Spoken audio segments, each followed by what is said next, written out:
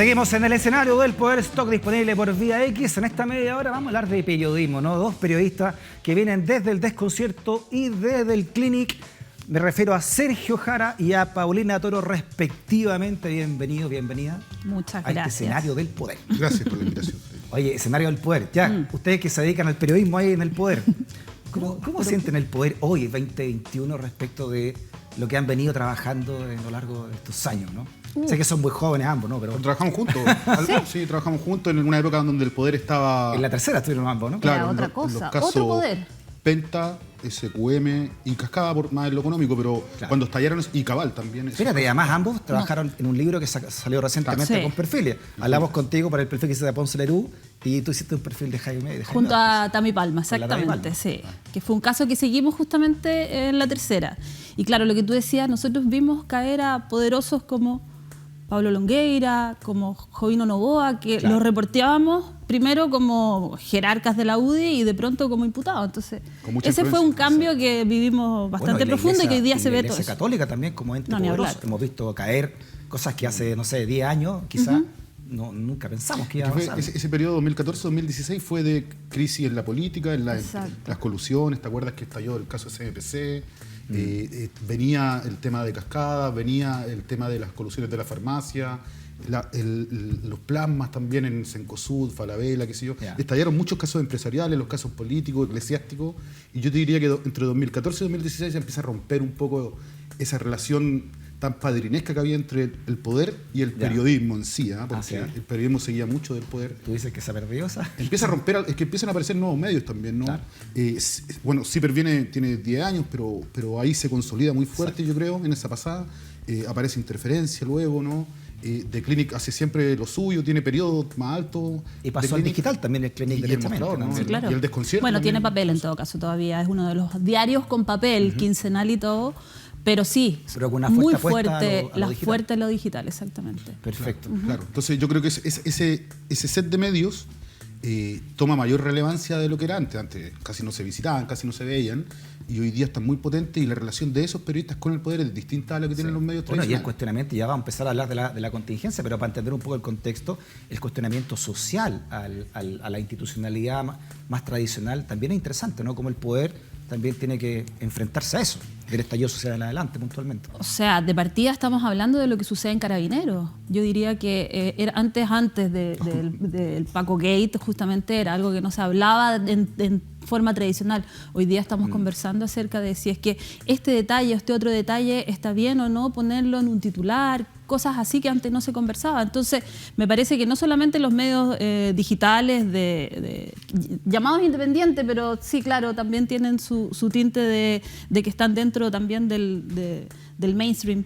podríamos decirlo, pero sí, también los medios tradicionales están hablando de eso, están hablando de la crisis de Carabineros y eso es un asunto que antes no se tocaba. Igual la gente está súper empoderada y está exigiéndonos a nosotros cada vez mayor rigurosidad y mejor trabajo en torno a cómo fiscalizamos precisamente el poder, ya sea de Carabineros, del Ejército, empresa, político, y si nos equivocamos o no establecemos ciertos procedimientos periodísticos que sean Claro. fiables y seguibles, trazables, Te digamos, llega en redes llega con sociales. llega con todo. Yo estaba viendo hoy día que ya otro periodista es tendencia porque lo están matando públicamente, digamos, por sus opiniones, qué sé yo, está complejo porque eso también atenta un poco contra la libertad de expresión, pero con cuidado, digamos, sí. también porque hay periodistas que no lo hacen. Bueno, otros lo echan de los medios por lo que dicen en las redes sociales. Bueno, Pero en el fondo, caso, ¿no? el poder efectivamente cambió. Es decir, en este minuto los periodistas estamos apuntando, digamos, de otra manera quizás a incomodar al poder o tratar de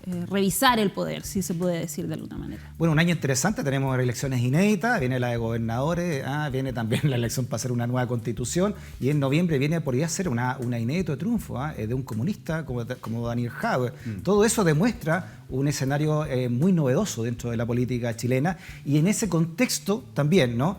La figura del canciller Alamán tiene una de sus apariciones más cuestionadas, quizás de su carrera política en general, cuando habla de lo siguiente y lo analizamos con Paulina y con Sergio, con este titular. Alamán, tras su peor momento, reconoce que dio confuso mensaje por vacunación de extranjeros y se pone al traje de duro para advertir que se acabó el chip libre en materia migratoria. El llamado pato cojo le pegaron todo en el gobierno a Alamán por esas declaraciones. Hasta Mañalich se recetó también Se dio el lujo. golpearlo Eso comunicacionalmente. Velorio, ¿no? El subsecretario de Extranjería. Es que fue un tropiezo derechamente, él mismo lo acaba de admitir, tal vez a su manera, pero fue un tropiezo el que, para alguien que no solamente se equivocó en términos legales, porque efectivamente hay un decreto que avala que los migrantes pueden vacunarse o recibir, digamos, un cierto estándar de salud. Claro. Pero lo que le pasó a él, a un experimentado político, fue algo que al final resultó en una tremenda camotera que, como tú dices, hasta Mañalich se dio el lujo ahí. Ya, ¿tú conoces la interna, Pauli? Porque la estaba reportando Paulina, de lo que pasa en RN. Claro. ¿Qué ocurre? Porque esto uno lo conoce, pero detrás hay toda una historia, ¿no? De por qué llega Alamán a dar esta conferencia de prensa saltándose todos los protocolos internos de la moneda. Sí, bueno, está vinculado en cierta manera. Diría yo que Alamán hoy día es alguien que está en Cancillería feliz de la vida. Es alguien que le fascinó, digamos, ser diplomático. Y eso que antes era como el camorrero, el rugbyista, hoy día es mucho más diplomacia que pelea, digamos. Y de algún modo lo último que pasó en RN, el último hito que fue que proclamaron a Mario Desbordes como candidato presidencial, fue, digamos, algo donde Alamán no participó, una cosa extraña, digamos, para su partido, porque él es alguien, una figura importante y todo, y donde además se derribó, digamos, se jubiló esta imagen de Carlos Larraín, de todo. Y Chaguán sale. Chaguán salió magullado, por decirlo de algún modo, alcanzó a salir Alamán, un Larraín, poquito Chaguán. antes. Era la más conservadora tradicional, ¿no? Carlos Larraín, Alamán y Chaguán representaban un sector. Digamos. Claro, pero el punto es que hubo una máquina nueva que empezó a operar, que es la máquina de Mario Desbordes junto con Cristian Monkever, que es algo novedoso, digamos, y que se lo da mucha, diría yo, que tiene mucho que ver. Esto viene de hace mucho tiempo, cuando Cristian Monkever fue presidente, cuando sucedió a Carlos Larraín, cuando Mario Desbordes era secretario general, todavía muy con Carlos Larraín detrás, pero viene la independencia económica de los partidos políticos, por decirlo así, que reciben dineros del Estado, financiamiento del Estado, y con eso se rompe un poquito y empiezan ellos a armar su propio cuento. Porque Carlos Larraín era el mecenas del partido y eso le daba un poder importante. Se dijo mucho de que él tenía la billetera, que a lo mejor no era plata de su bolsillo, pero tenía la billetera del partido. Te da control de los candidatos, te da control de las figuras políticas del partido, cosa que después hizo Piñera, ojo, porque Carlos Larraín estuvo un buen tiempo financiando RN y lo moldeó a su espíritu político, y después cuando aparece Piñera fuerte en el partido también lo financia él, y lo financia a través de créditos, ¿no? Lo hizo en la operación, claro, RN le queda debiendo plata y todo el cuento. Diría que eso pasó también fue bien extraño. en todos los partidos. Y eso le dio a Piñera control del partido. Por eso Piñera no es criticado, y Piñera logra candidaturas presidenciales y va siempre adelante, qué sé yo.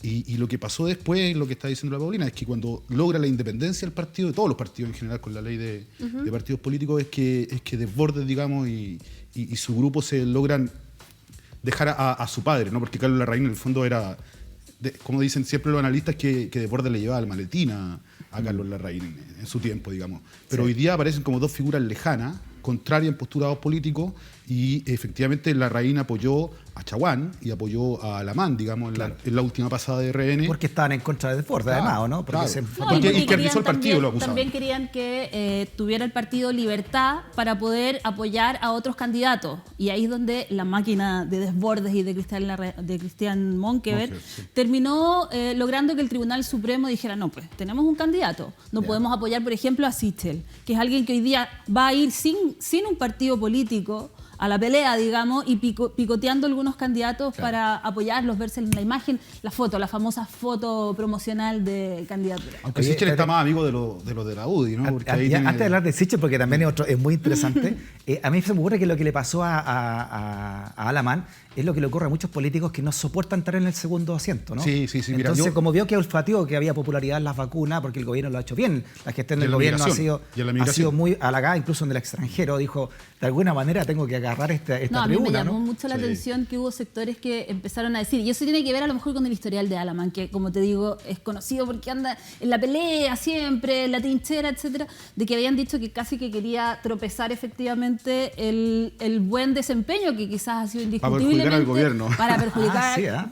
Pero bueno, son cosas que se dicen en política también, pero Quería un desalojo a otro desalojo. Qué impresionante lo que siembra a lo mejor una figura política que se le puede incluso atribuir algo así. Yo creo que simplemente fue un tropiezo, pero un mira, error. Él viene de muchos tropiezos en su historia política, o sea, de hace rato que no pega un gran acierto, ¿no? Su carrera presidencial, el mismo libro El desalojo fue muy criticado por toda esta postura, ¿no? de cómo enfrentó el gobierno. Es interesante, además, porque en los 90, yo me acuerdo que no virar a la izquierda, sí, pero en los 90 él fue una figura como media consensual. Claro. Cuando sale Onofre Jarpa, digamos, era como la renovación de una derecha dialogante con el Chile que venía post-dictadura. Entonces, como que se sitúa en él una esperanza de una derecha bien democrática de lo que venía en adelante. Pero de ahí en adelante ¿En qué momento viró entonces se derechizó a la mano? No, ya lo último, y eso como para pegarse el salto, porque ha ido para allá, para acá, quizás, pero lo último fue ser figura del rechazo, ¿no? ¿Se acuerdan se equivocó de nuevo? Que incluso tendió a aprobar, a querer una nueva constitución, pero sin embargo después empezó a él gatillar el rechazo en la derecha. Claramente eso lo puso en un rincón, por decirlo así, porque ya vimos el resultado. En ese sentido, Joaquín Lavín tuvo mucho más olfato y poquito antes, aunque hubiese sido en el minuto 90, logró, digamos, aparecer como figura de la prueba, ¿no? En la entrevista del domingo que sale en el Mercurio, que dio ayer, digamos, yo me imagino que los asesores le dijeron: tienes que salir a hablar y a aclarar esto. Te pegó desde Belolio, que es un subsecretario, digamos, que tiene a toda la comunidad de migrantes y a toda la oposición en contra de él. Además, hermano del vocero, hermano de Jaime Belolio, por lo tanto hay un problema también detalle, interno. mientras Piñera está de vacaciones. Además, o sea, es cuando el jefe está de vacaciones, ojalá que no quede ni una escoba. Entonces, cuando un histórico rival deja la escoba, también vuelve otra vez, ¿no? Sí, es que yo creo que él intenta llenar ese vacío. Él Entiendo intenta... que el segundo piso también está de vacaciones, sí. Vacante. Entonces Alemán dijo: esta es la mía, ¿no?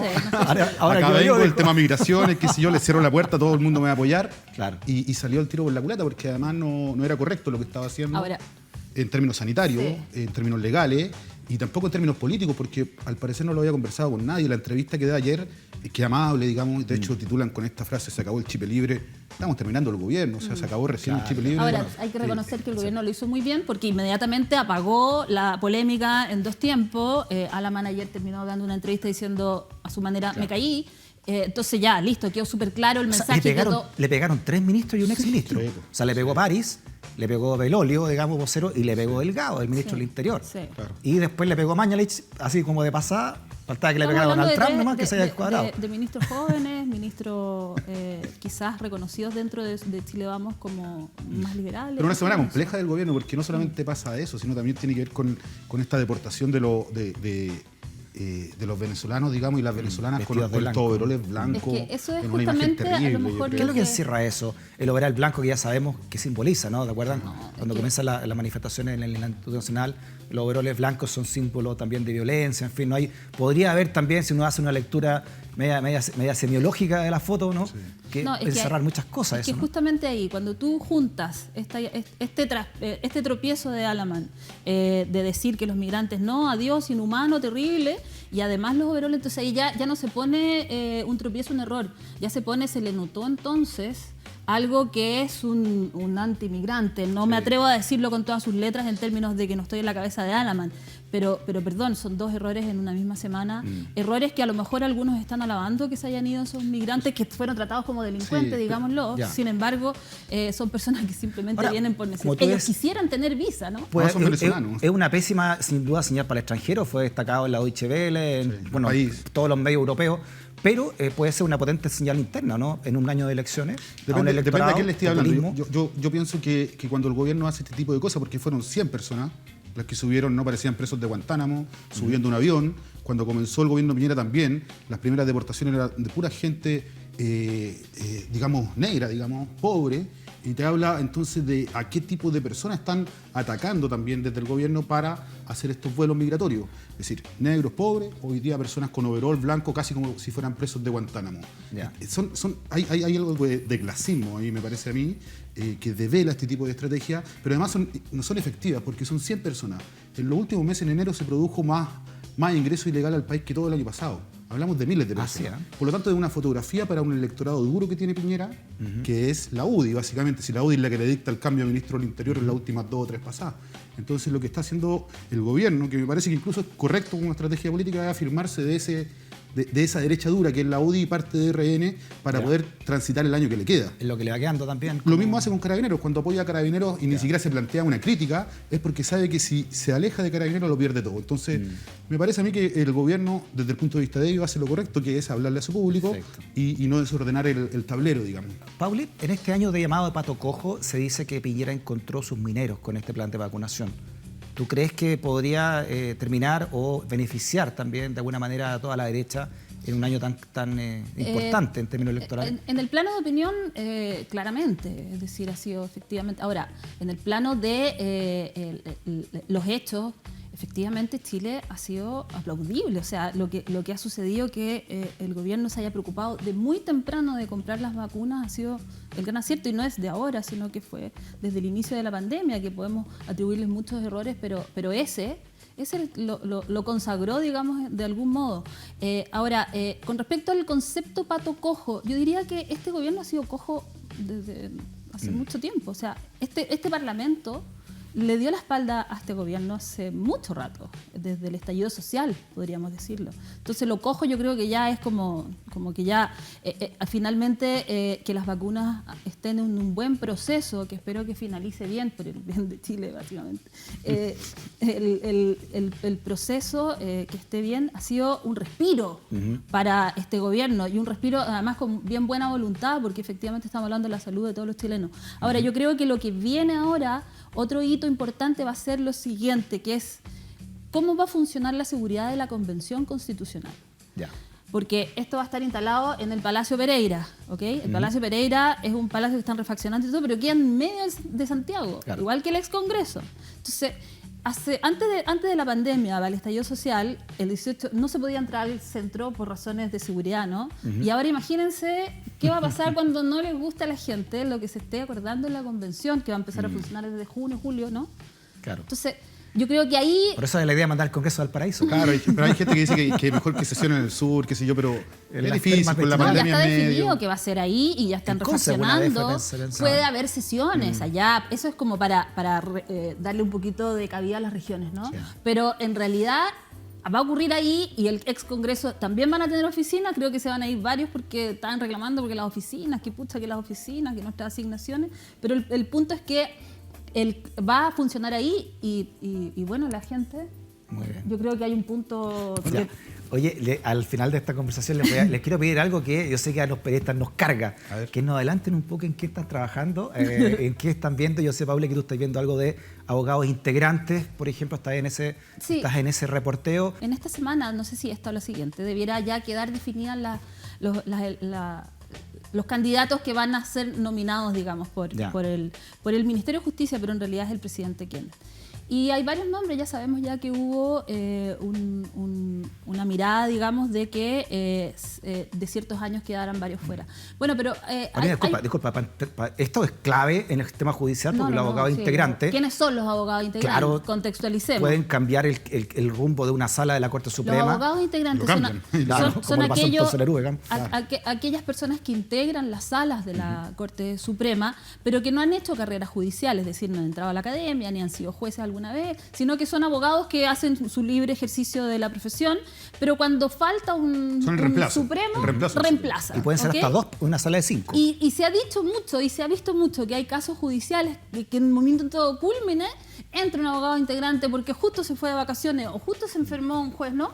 Y aparece este abogado integrante y da vuelta el partido, ¿sí? Claro. Entonces, digamos, el caso más sonado últimamente fue el caso de Poncelerú, que gracias a abogado, cuando tú lo reportaste. Pedro Perry fue quien votó en contra con Sergio Muñoz. Claro. Un juez y un abogado integrante votaron en contra, pero el otro abogado integrante más dos juezas votaron a favor de rebajar la multa. Claro, entonces ahí los abogados se dividieron, digamos, fueron como que empataron. En la Suprema, los dos integrantes, hombre y mujer, votaron a favor de Poncelerú. A mí el tema del abogado integrante, las elecciones de candidato en el Tribunal Constitucional, como la presidenta del Tribunal de la Corte Interamericana de Derechos Humanos, ¿no? Que también ahora va una ex ministra de Piñera como candidata del gobierno a integrarla como jueza de la Corte Interamericana de Derechos Humanos. ¿Dónde van a caer los casos del estallido social, por ejemplo? Van a caer ahí. Exacto. ¿No? ¿Dónde se van a ver algunos temas también en la Corte Suprema con estos abogados integrantes sobre la violación de los derechos humanos y van a influir? Supremo, entonces, lo que es yo clave, creo, entonces, que abogados integrantes se nombren ahora por el presidente Piñera. Yo creo que ¿no? Piñera está legislando para el futuro, ¿no? ¿Y cuántos son? Bueno, ¿cuántos nombres son y quiénes están? 36 son 12 ternas. Y en la terna 7 quería hacer el alcance porque yo he visto las publicaciones que han salido respecto de las polémicas, siempre hay polémicas, ¿no? Respecto de esto, pero las publicaciones que han salido y hay un nombre que me llamó la atención que está en la terna 7ª, que es el de Ricardo Alcalde. Él pues es un reconocido... Ricardo Enrique. Es un reconocido abogado, profesor de Derecho Civil de la Universidad Católica hace muchos años, y él se acaba de integrar, en 2019, al bufete de abogados del señor Iván Marinovich, padre de la candidata Teresa Marinovich, esposa del señor alcalde. Ahora, su figura es alguien que efectivamente... despierta mucho abogado elogio. Sanhattan, abogado Sanhattan. Abogado Sanhattan. Digamos, Marinovich, Pero lo que... Bueno, y columnista de ultraderecha, claro, de Radio Bio Bio y... Claro. Ahí está el señor alcalde en imagen. Ahora, él es alguien que entiendo que estaría como favorito. Justamente tú me preguntas a qué estoy reporteando. Bueno, estamos mirando eso en términos de que efectivamente ahí puede haber un favorito. Cómo se nomina, digamos, es que la primera persona que aparece, que en este caso es el señor apellido Palavicini, que es efectivamente hoy abogado integrante, se suponía que, pero al parecer habría un movimiento interno que podría nombrar el segundo de esta terna, que es el señor alcalde. En ese sentido, él podría integrar, según se ha dicho, la tercera sala, la sala más polémica, la sala más interesante en estos temas, digamos. Entonces, yo la verdad no quiero cargar nada, pero me parece curioso que eso esté sucediendo y en eso estamos. Sí. ¿Esa sala fue la misma Ponce Leú? Sí, esa era constitucional, ¿no? Sí. Claro. Él es abogado corporativo, digamos, de empresa de Sanhattan, defendió al director de la Polar en la multa esta de la repartación letrales, defendió también al presidente de FASA cuando fue la colusión de las farmacias, y también participó del caso Cascada, pero curiosamente no defendiendo a Julio Ponce ni a gente vinculada a ese ámbito, sino más bien a la AFP Provida en particular, cuando iniciaron estos juicios legales en contra de Ponce. Y Pedro Águila, otro ex abogado de Julio Ponce Lerú, también en el caso Cascada, que lo defendía, también va de candidato a abogado integrante. Y precisamente a él se puede favorecer con la caída de Pedro Pérez. Pérez. Tremenda, porque ya la figura del abogado integrante está muy polémica, incluso dentro del sistema judicial, ¿no? Sí. Lo que significa. El 1 de marzo tienen que estar jurando, así es que esto está en proceso absoluto, estamos en el minuto 90. Y está bien que la gente lo conozca y lo entienda, porque si hay desigualdad en la justicia, y esto es lo de fondo yo creo, ¿no? En el acceso a la justicia, en multas como la que le rebajaron a Julio Ponce, digamos, y otros temas relacionados a eso, es porque hay enquistados dentro del aparato judicial problemas como este. Se ha debatido bastante sobre eliminar este tema de los abogados integrantes, ¿no? Porque además ellos tienen además sus propias empresas, litigan, digamos. Bueno, entonces, uno de los que benefició a Ponce trabaja también en minería, ¿no? Como abogado, trabaja como abogado minero, entonces SQM es una empresa de minería, básicamente. A lo mejor no es abogado de SQM en particular, pero influye en proveedor, influye en un montón de otros contratos. 2 minutitos, pero ¿en qué está el caso Itelecom, Luminaria? Hasta sé que ustedes lo están siguiendo en el Clinic. Sí, justamente hoy día, bueno, todo está en reserva, entonces uno está ahí raspando la olla, ¿no? Sacando datos por aquí, por Febrero, ahora es mi credencial. Bueno, y hoy día hubo una audiencia donde se iba a discutir el plazo de investigación, todo muy secreto, por supuesto, de Chillán. Hay muchas aristas en esto, y una de las aristas que nosotros estamos mirando con harta lupa, digamos, es lo que está pasando en Puente Alto y lo que está pasando en Recoleta. Ambas son de RM, son comunas muy importantes, y digamos. en Las Condes y ya no es tan importante. No hay una investigación por ahora, hay una licitación, hay que mirarla, digamos, siempre hay que mirarla. Pero en este minuto hay 22 municipios, según lo que sabemos. 22 municipios investigados, bien en secreto. Hasta ahora yo no he chequeado que esté Las Condes, lo he mirado, créeme, porque obviamente es parte del reporteo. Es de interés nacional. Es de interés nacional, pero sí está muy fuerte la arista de Chillán, y sobre todo porque, bueno, siempre los casos de corrupción dan pa' guiones. Es impresionante los detallitos que tienen, la forma, cómo se todo eso. Entonces, Pero tiene cosas muy particulares, es decir, los tipos, se trata de 3 amigos, que uno es el mandamás, los otros 2 fueron socios y hay un gerente general, y así como en Penta el gerente general contó todo, bueno, aquí los 3 amigos contaron todo y el amigo más importante, que es Marcelo Lefort, está preso. Entonces, para colaborar con la justicia, contaron una cantidad de detalles, no sé, que los dineros se pasaban en bolsas de basura, que arrendaban una oficina paralela un poquito más allá de la oficina. ¿Qué se pasaban la plata en una caja de vino? En una caja de vino, o ocupaban un sobre que dice Chile Express o DHL, no me acuerdo cómo, DHL, para poner ahí los billetes. En el closet de Pirque, la calidad por dentro. Claro, pero los carabineros en el Paco Gate, el caso hacían lo mismo, ocupaban la moneda, un café que está al lado de la moneda de abajo en el subterráneo, y ahí se pasaban la... Bueno, todo muy republicano. Claro. Ahora, ¿por qué? La corrupción tiene esa línea que los atraviesa a todos. Porque obviamente la plata en efectivo es mucho más difícil de revisar, de seguir, ¿no? O sea, si tú haces una transferencia, queda todo registrado en el banco. Vamos a estar pendientes entonces en el Clinic el caso Luminaria, con todo lo que está... El desconcierto, ¿qué es lo que en qué Yo los quería invitar a revisar una entrevista que hicimos nosotros la semana pasada, y anoche se reprodujo en Pauta Libre, a Mauricio Cheuque. Él salió, él tuvo una larga prisión preventiva de más de un año, digamos, a propósito del estallido social, y salió libre, digamos, sin... Impresionante fue montaje. Después de cuántos Fue meses montaje, estuvo. claro. Creo que son como 14, 15 meses. Estuvo preso, perdió el trabajo, digamos. Él tiene un apellido mapuche, entonces él cree que en ese día que lo tomaron preso se conmemoraba el asesinato de Camilo Catrillanca. Entonces él relaciona ambos hechos y que lo cargan con Molotov en un montaje que él acusa que hace Carabinero, que lo tiene que probar ahora, pero por algo sale libre también, ¿no? Por algo se le cae el juicio a Carabinero. Bueno, nosotros lo entrevistamos la semana pasada. Esa entrevista está colgada en el Desconcierto, la reprodujimos ahora en Pauta Libre ayer. O sea, también está en video, y también hablamos con la esposa de él, que es muy potente, muy fuerte. Hoy día contamos la historia en voz de los familiares del muchacho que murió en Panguipulli a manos de Carabineros, ¿no? Este malabarista. Sí, la ley.